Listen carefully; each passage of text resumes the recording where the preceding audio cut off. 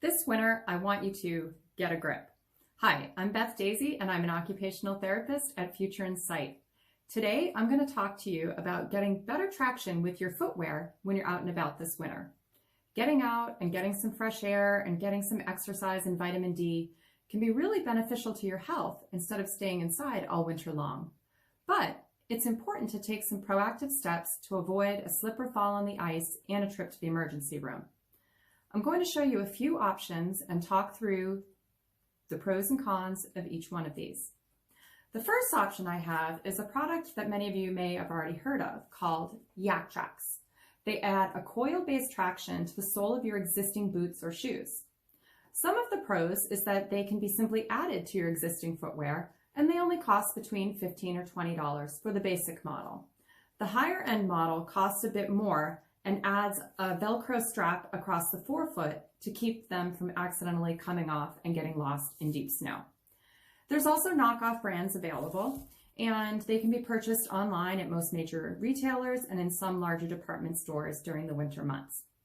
They really seem to help when walking on packed snow, which otherwise might be really slippery. But when I've used them, I find that I can still slide on sheer ice. In addition to maybe not being the best product for ice, they can be difficult for some people to put on because you have to pull apart the rubber while you manipulate it. And for some people, this is really hard, and it might be a little bit easier to put them on the shoe first instead of having to bend over and fiddle with them. So the best uses for this product include shoveling your walk or driveway, as long as there isn't an underlying sheet of ice.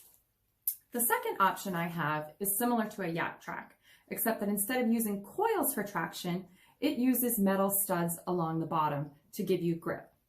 These are sold under a variety of names, generically called ice cleats, and sold under the brand name stabilizers. Like Yak Trucks, the base model just goes on over your existing footwear, with the more expensive models also adding that strap over the forefoot.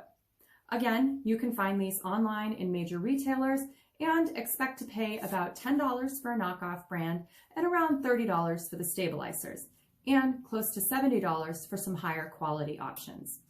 Differences in price are going to be due to the quality of the components, with more expensive models tending to have carbide steel studs, which are more resistant to dulling if your walking takes you between snow and asphalt. Generally, unless you're spending a lot of time outside on really slippery surfaces, the more mid-range model should suit your needs just fine. Some models within this category require you to pull the stretchy rubber apart to put them on your shoes, but there are others that require a lot less pulling and are sized more closely to fit your footwear. Now, a con for this style is that those tips can wear out or fall out, and then you might need to get a new pair because servicing them would likely be cost prohibitive or impossible. Also, keep in mind that these products will damage wooden surfaces because of the bottom. So the best uses for these would be walking on hard-packed ice where it would be difficult to avoid it. So another product I have is a more aggressive type of traction, which is really only needed if you plan to head out to the mountains or the trails in the winter. They function like a mini crampon and have longer steel points on the underside. They're sold under the name Catahoula microspikes for around $75 or LL Bean Boa traction system for around $80. The Catahoula microspikes are donned much like the Yak Trucks. You pull and stretch the rubber apart to put them on. But the Boa version operates very differently. The Boa closure system uses cables and a knob that you can tighten using only one hand. So while it may take some getting used to, this is a really great option for individuals who may only have the use of one hand. To find these, you probably need to shop at outdoor retailers, either in person or online, as they tend to be used for those venturing beyond the neighborhood walk or just shoveling the driveway. That said, you can find a lot of knockoffs either online or in some discount stores for around $10. But consider, though, that if you're 5 miles away from your car on the trail and on an icy mountain, is that really time that you want your gear to fail? So you might be better off springing for the more expensive option if you're going to be heading out to the mountains this winter. So this next product I have is really different.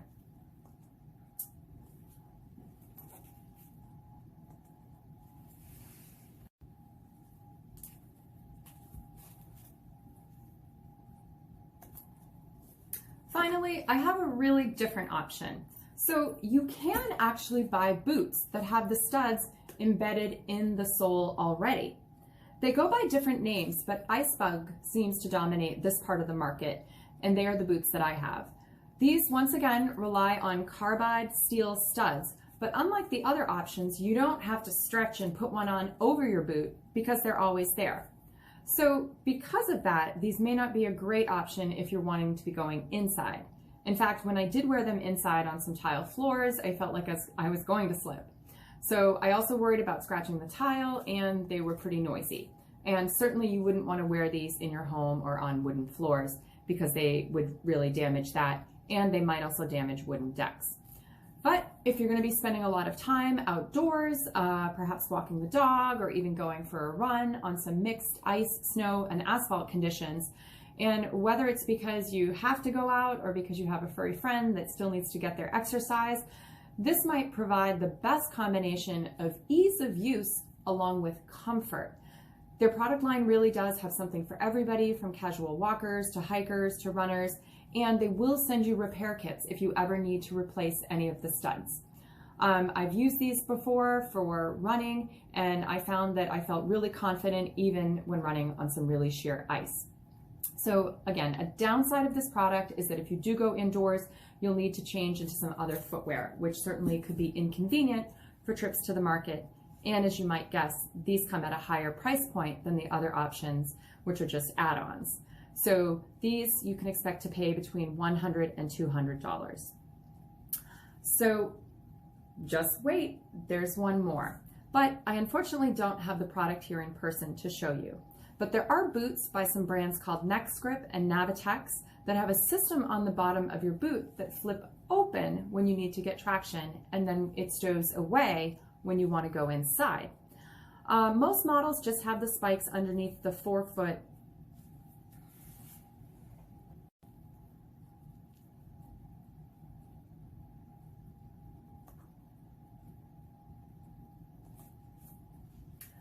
Some will only have one cleat in the heel, while others will have a cleat under the forefoot as well. Again, for this luxury, expect to pay a bit more, approximately $100 to $200 for these. And finally, some boot makers have begun impregnating parts of the lug sole with materials especially designed to give more traction on ice and slippery surfaces. Vibram, for example, uses what they call Arctic grip to give you more traction on wet ice surfaces.